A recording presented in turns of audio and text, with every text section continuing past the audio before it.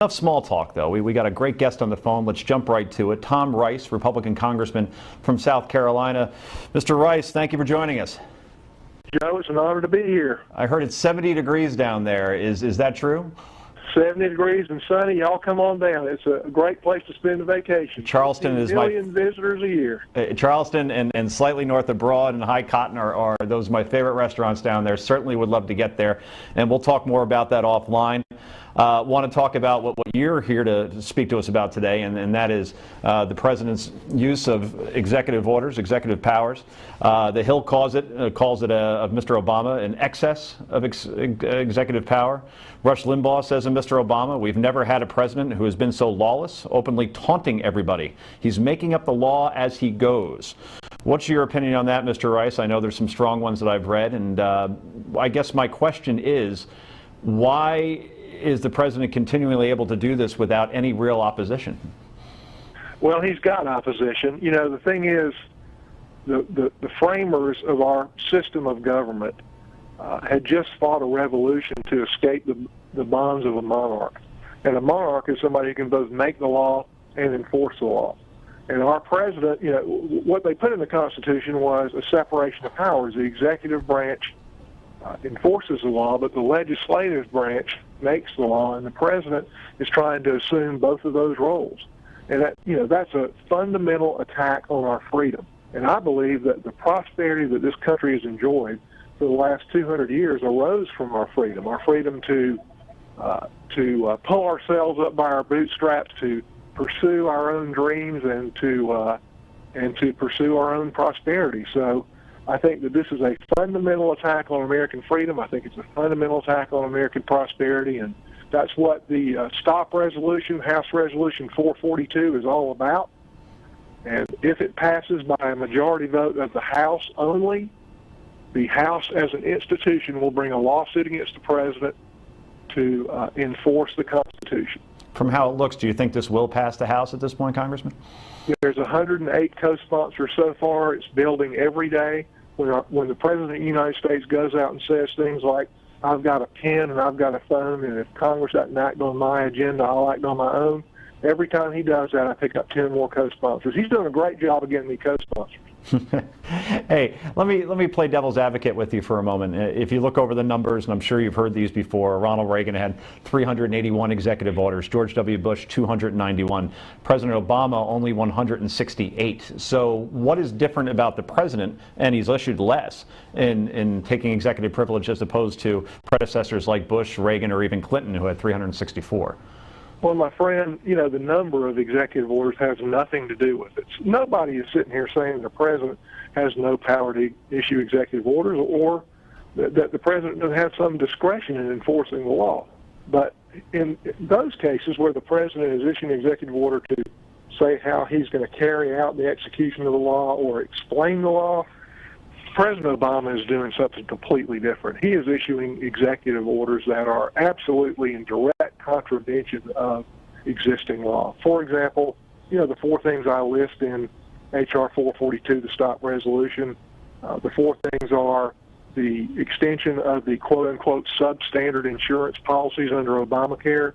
You know, pretty much nobody had a policy before Obamacare that met the criteria that are laid out in this law. So my definition of a substandard policy is any policy that people would actually want to buy. Another one is the one-year extension of the employer mandate, which has now been extended for another year. You know, the Supreme Court ruled that the penalties under the mandates were a tax.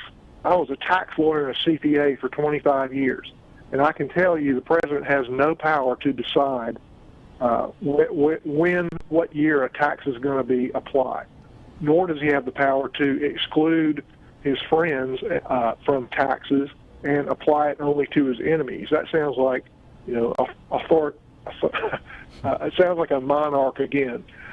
Also, the waiver of the work requirement under the welfare law. You know, Newt Gingrich and Bill Clinton did a great job of negotiating a revised welfare law in the 90s that put work requirements in. The result of that was that welfare rolls dropped by 30 to 40%. The end of big government as we know it, right?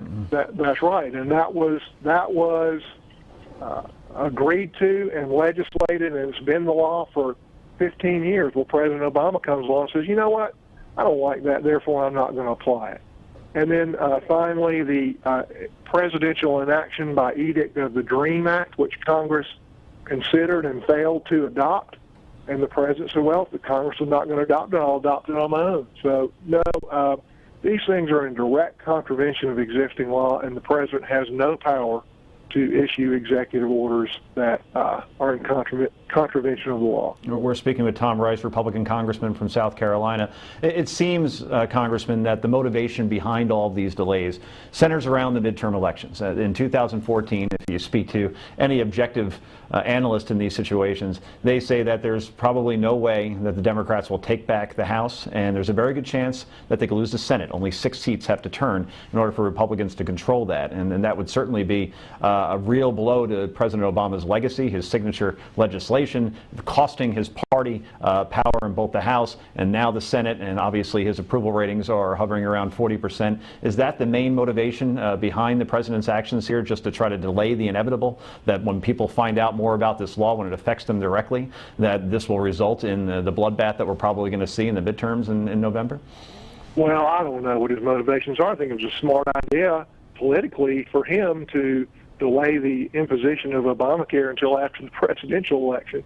But whatever his motivation is, what he's doing is illegal. Just think, if a president has the power to decide that a tax is going to be enforced or not in a given year, could the next president just say, well, look, I don't like Obamacare at all, therefore I'm not going to enforce any of the mandates? Or could the next president say, I think that the capital gains rate is too high, therefore I'm not going to enforce it, or the maximum tax bracket is too high. Or I'm not going to enforce it against my friends, like Obama has said with the labor unions, and I will enforce it against my political opponents, that being the Little Sisters of the Poor. We really have gotten into we've really gotten into a more authoritarian system of government when you get that far. Clearly the president has no right to do that. So the primary concern here is the precedent this could set for Democratic presidents, Republican presidents moving forward, that if they have a pen and they have a phone, that they'll use it, and Congress will become more and more irrelevant. And if these sort of changes are allowed to happen now, who knows what the next president can do, and beyond that, in creating the monarchy that you had mentioned before. So certainly, you're almost quoting me when I spoke to leadership. I said, if we just let this slide, then are we really even relevant? This is something that we have got to move on. When we initially proposed this, the leadership thought it was radical, and my response was, what we're talking about here is not radical. What the president's doing is radical. He took an oath to protect and defend the Constitution, and he's not. He's wiping his feet on the Constitution. He's sitting here telling us directly that he's not bound by the terms of the Constitution, even though that's a clear violation of his oath. All I want him to do is uphold his oath, and I don't think that's radical. Well, certainly the American people appear to be agreeing with you. A poll that came out today, it was by The Economist and YouGov.com, say that 71% of Obama voters regret voting for the president. So certainly I think that this law is the primary reason behind that, and perhaps his actions in delaying, and as you said, the illegal actions perhaps that's being argued by you and on behalf of your fellow members of Congress. So certainly, Mr. Rice, we appreciate you joining us today, and enjoy the warm weather down there. Hope to get down to slightly north of Broad sooner rather than later. And again, we appreciate your time. And stop by Myrtle Beach and Georgetown on your way. Absolutely. We'll cover the whole state, maybe even Hilton Head. Play around to golf while we're at it. What do you say? Sounds good. All right. Take care. Excellent. Thank you, Congressman. We appreciate it. And we'll be back with more of the Steve Malzberg Show in just a moment. The Steve Malzberg